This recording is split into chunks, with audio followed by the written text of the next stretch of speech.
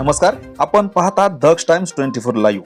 अग्निपंख फाउंडेशनच्या वतीनं अनाथांसाठी एक मूठ धान्य शाळांमधून जमा करून आश्रमशाळा वसतिगृह मधील वंचित विद्यार्थ्यांना मदत करण्याचा अनोखा उपक्रम शिवाजीराव नागोडे विद्यालयानं राबवला. स्वर्गीय अजितदादा यांना श्रद्धांजलीस्तव अनाथांसाठी एक मूठ धान्य उपक्रम. याबाबत सविस्तर वृत्त आपण जाणून घेऊयात. राजकारण हाच धर्म आणि विकास हेच कर्म समजून महाराष्ट्र राज्याची प्रगतीमध्ये महत्त्वपूर्ण भूमिका बजावणारे लोकनेते उपमुख्यमंत्री स्वर्गीय अजितदादा पवार यांना श्रद्धांजली म्हणून एक मूठ धान्य अनाथांसाठी ही संकल्पना अग्निपंख फाउंडेशननं पुढे आणली.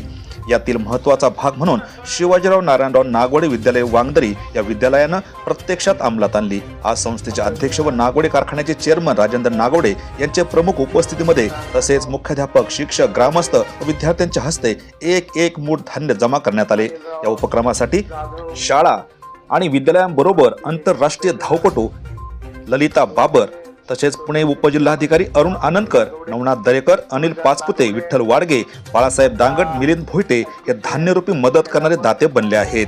आज श्री शिवाजीराव नारायणराव नागोडे विद्यालयानं एक मूठ धान्य जमा करून मानाचा तोरा रोवला आहे. यावेळी बोलताना राजेंद्र नागोडे यांनी अजितदादा पवार यांचा गतकाल सर्वांच्या समोर ठेवला. याचबरोबर एक मूठ धान्य ही उपक्रमाचं त्यांनी कौतुक केलं. तसेच एक मूठ धान्य आणणारे विद्यार्थी सर्वांचेही त्यांनी भरभरून कौतुकून आभार मानले. आजच्या खास वृत्ताबरोबर तुर्तास इथेच थांबू. पुन्हा भेटू नवनवीन बातम्यांमध्ये. तोपर्यंत जय हिंद.